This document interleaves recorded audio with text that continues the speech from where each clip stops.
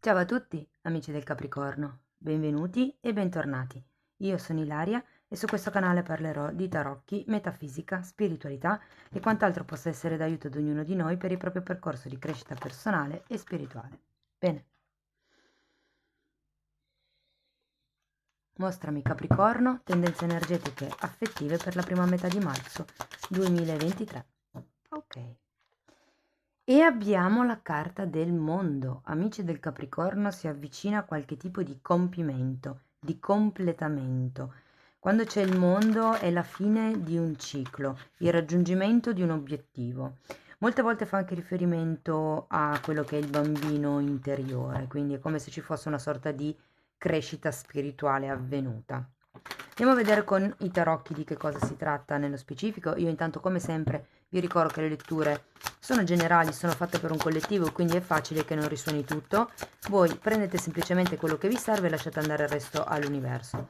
Se non dovesse risuonare nulla o se per caso voleste completare il vostro messaggio, potete sempre ascoltare ascendente, segno lunare o Venere.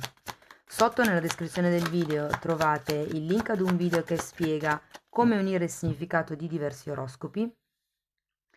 Trovate il link al corso gratuito di tarocchi e trovate anche il link alle letture semestrali del 2023. Per chi poi invece volesse contattarmi, può scrivermi un'email a questo indirizzo. Allora, cominciamo con un re di denari al contrario. Abbiamo un 7 di bastoni, un 6 di pentacoli, il 2 di bastoni, un 8 di coppe, il papa e la carta del carro. Allora, questo re di bastoni potrebbe rappresentare voi o una persona vicino a voi.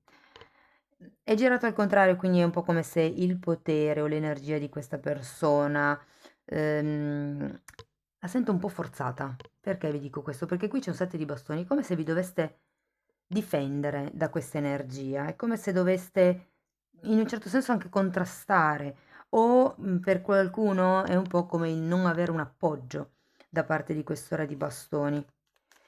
Il 6 di denari parla invece di... Allora, per qualcuno, se fosse per esempio una questione legata alla famiglia, è come se ci fosse la necessità, il bisogno, il desiderio che le cose fossero, diciamo, più equilibrate un po' per tutti.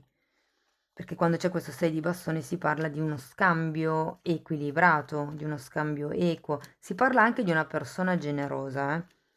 Quindi ho come la sensazione che c'è un po' la necessità di aprire il cuore nei confronti di questa situazione o di questa relazione. Abbiamo anche un 2 di bastoni. Il 2 di bastoni è una carta che parla di indecisione, è una carta che parla di... Sì, qui fa vedere, guardate che carino in questa carta, fa vedere due arieti che si scornano, letteralmente. E diciamo che potrebbero rappresentare un po' quello che è da un lato il pensiero magari positivo e dall'altro potrebbe essere il pensiero negativo. Ho come la sensazione che qui siate combattuti o stiate combattendo per raggiungere un certo tipo di equilibrio. Magari con questa persona, eh. Andiamo a vedere... Ah no, scusate, finisco di qui, poi andiamo a vedere con i miei trocchi. Allora, l'otto di coppe è una carta di introspezione, è una carta di viaggio interno e ho come la sensazione che nel secondo periodo, quindi diciamo nella seconda settimana di marzo, potrebbe esserci per qualcuno un viaggio proprio a livello fisico verso una meta anche di tipo spirituale. Mi parlano, per qualcuno potrebbe essere così, mi parlano del cammino di Santiago, perché ho comunque anche il carro ed è il viaggio, lo spostamento, il compimento di un obiettivo. Magari qualcuno sta organizzando questo viaggio e questo 7 di bastoni fa riferimento al fatto che lo stiate facendo un po' da soli. Se non è un viaggio di tipo fisico, può essere un movimento di tipo energetico, quindi magari il cambiare idea su una questione. Sta di fatto che c'è un papa, ragazzi, si parla di un'ufficializzazione, di una presa di coscienza, di una qualche cosa che viene a galla e ho come la sensazione che sia qualche cosa inerente l'otto di coppe, quindi qualcosa che scoprirete dentro di voi. e il 2 di bastoni può anche essere una lotta, cioè può essere sia una lotta interna che una lotta esterna, ma la sento più come una lotta interna perché comunque è come se doveste prendere una scelta, se andare o se stare. Qui per molti la scelta sarà andare con questo carro a fine lettura. Andiamo a vedere il re di pentacoli al contrario, vediamo che altro riesco a dirvi di più specifico. Abbiamo un 2 di bastoni e un 6 di bastoni al contrario, che è interessante. 6 di bastoni al contrario, io lo sento, cioè 6 di bastoni, sento che ha un po' la stessa energia del Papa, nel senso che c'è bisogno di qualche tipo di riconoscimento, c'è bisogno di... probabilmente qui non siete presi realmente in considerazione da questo re di bastoni, che potrebbe essere anche un genitore per qualcuno, comunque una figura alla quale voi siete legati, potrebbe anche essere a livello lavorativo, che sia un affetto che magari anche di amicizia, non dico che deve essere per forza un affetto romantico, però ho come la sensazione che qui qualcuno abbia bisogno di essere appoggiato per quello che riguarda il vedere un certo tipo di progetto futuro. È come se questo re di bastoni non appoggiasse, non desse il riconoscimento, non desse speranze proprio. Andiamo a vedere il 7 di bastoni, perché se fosse una relazione può anche essere che stiate, tra virgolette, lottando da soli per far funzionare la relazione. Allora, scusate, 7 di bastoni è spiegato dalla carta della forza al contrario e da un 4 di spade. Allora, il 4 di spade normalmente è una carta di energia stagnante, ragazzi, e qui, avendo la forza del contrario, è come se non riusciste ad uscire da questa sensazione di dovervi difendere dal mondo.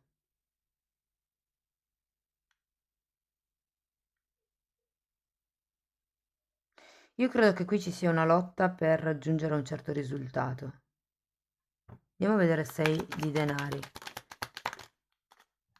Potrebbe anche essere un risultato economico all'interno della coppia, per esempio, cioè nel senso che si dica, ok, si decide ad un certo punto che tot percentuale dello stipendio di ognuno dei due si può decidere di, non lo so, destinare a una vacanza, piuttosto che ognuno dei due si spende questa percentuale come vuole. Però ho come la sensazione, perché comunque c'è anche un 2 di coppe qui. Ah, scusate, il 6 di pentacoli è spiegato da 2 di coppe e 7 di coppe. Ehm, c'è bisogno di qualche cosa di ufficiale, di qualche cosa di concreto. Lo sento in molti momenti del periodo. È come se aveste bisogno di trovare un accordo, di trovare un compromesso. Per qualcuno, se per esempio questo re di bastoni è una persona del passato, questo 2 di coppe semplicemente mi dà la sensazione che stiate come studiando come creare una relazione in armonia, una relazione dove ci sia un giusto scambio. Andiamo a vedere il 2 di bastoni. Imperatrice e re di spade. È come se ci fossero, guardate, un lato molto materno di questo 2 di spade che vi porta in una direzione, e l'altro lato molto da re di spade, quindi molto mentale, molto calcolatore, molto logico, che invece vi porta completamente dall'altra parte. Andiamo a vedere l'otto di coppe.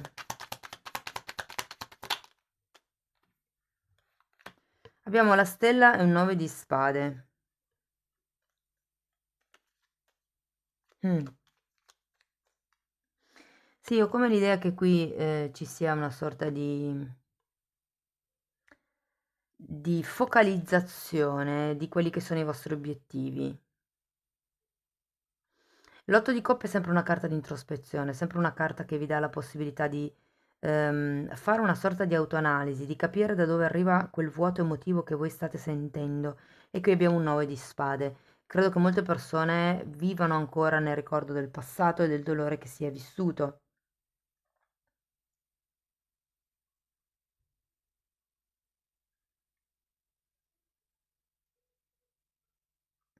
E la stella comunque è una carta che parla di nuovi obiettivi. Ho come la sensazione che qualcuno qui voglia uscire da un certo tipo di dinamiche poco appaganti. Qui comunque avete un 4 di spade. Il 4 di spade è una carta che fondamentalmente parla è un'energia masochista, è un'energia di una persona che sa che non sta bene lì dov'è, ma che fondamentalmente non ha la forza di uscire, non ha la forza di fare un passo. Probabilmente qualcuno si sente solo o sola a dover affrontare tutto questo cambio. C'è la voglia di ricevere qualche aiuto, probabilmente qualcuno sta chiedendo all'universo un aiuto di tipo divino. E qui è un po' come rifocalizzare gli obiettivi. Andiamo a vedere il Papa.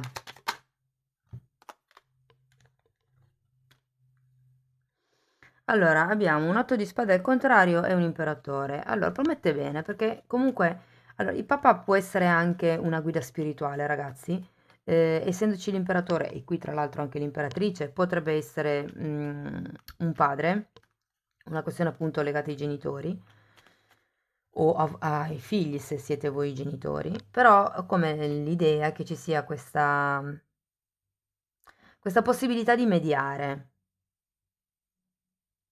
in quello che è questa lotta, questa scelta, è come se ci fosse la possibilità di iniziare a vederci chiaro. E comunque, ripeto, essendoci sia il Papa che l'Imperatore, può essere che ci sia una persona che vi aiuta a capire meglio la situazione. Diciamo che ci sono imperatori e imperatrice. Se avesse una relazione stabile, si tratta di trovare una via di mezzo, ok? Per riuscire a fare un viaggio in comune. Andiamo a vedere il carro. Guardate questa come si è fermata. La guardiamo. È un 4 di pentacoli, però non la tiro fuori. Ok, allora abbiamo la sacerdotessa e il fante di bastoni. Sì, ho la sensazione che ragazzi qua veramente vi muoverete verso nuove direzioni con un rinnovato entusiasmo, con una rinnovata consapevolezza. E, e come vi dicevo all'inizio, ok? Quando il bambino interiore arriva ad un certo processo di guarigione. Ed è un po' quello che sento qui. Nel caso non fosse il discorso del bambino interiore, qui ragazzi si tratta di qualcuno che decide di spostarsi per creare qualcosa di più stabile con la persona di interesse. Perché comunque c'è il viaggio del carro, ma c'è anche il mondo, quindi fortemente, essendoci imperatore e imperatrice, ho come la sensazione che per qualcuno potrebbe essere l'inizio di una convivenza o di un'ufficializzazione. Perché c'è il Papa, parla di tradizioni, di contratti, per qualcuno anche proprio di matrimonio, Va bene, andiamo a vedere ancora un oracolo. Io intanto voglio ringraziare tutte le persone che sostengono il canale, con i like, con le iscrizioni, con i commenti, con le condivisioni, con le donazioni. Quindi grazie davvero a tutti quanti, è sempre un piacere leggervi. Ok. Allora, questa carta parla di, ecco, l'ho messa proprio nel punto giusto, vicino a sette di coppe, perché parla di un ventaglio di possibilità. Ehm, Potrebbero essere possibilità non proprio comuni, non proprio convenzionali, però diciamo che potrebbero essere, come vi posso dire, legami, ok? Perché poi c'è la chiave, qui fa vedere le chiavi. È un po' come se aveste la chiave per aprire qualche porta, la chiave per aprire, non lo so, qualche cuore, ipotesi, no? E poi abbiamo dipendenza.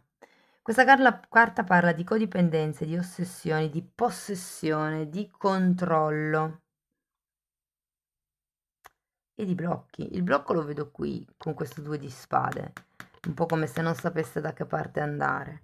Le opzioni effettivamente ci sono, sta a voi capire da dentro che cosa è importante per voi. Da dentro perché c'è questo 8 di coppe, perché comunque qua con il 9 di spade ci sono delle paure che ancora spingono un po', per farvi tirare indietro, ecco. Andiamo a vedere un'ultima carta, le fatine. Fatemi sapere poi nei commenti come vi risuona la lettura.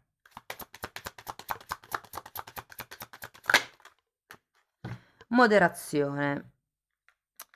E ve la metto qui. Allora, questa carta dice che anche se c'è qualche cosa di cui voi siete coscienti che l'assunzione crei danno al vostro fisico, vi faccio un'ipotesi, se una persona è allergico no, però magari intollerante a un certo tipo di alimento, ok? Però è un alimento così buono, tipo, non lo so, le uova mi viene in mente, perché le uova si usano anche per i dolci, no? Ci sono molte persone che sono intolleranti alle uova o allergiche addirittura. Però, adesso lasciamo stare le allergie, che è una cosa un po' diversa, però fondamentalmente questa carta vi dice che anche se assumete un po' di quella sostanza lì, non è poi così grave. L'importante, come in ogni cosa, è la moderazione. C'è una frase che ho sentito da una dottoressa che mi è piaciuta molto e che è la dose che fa la medicina.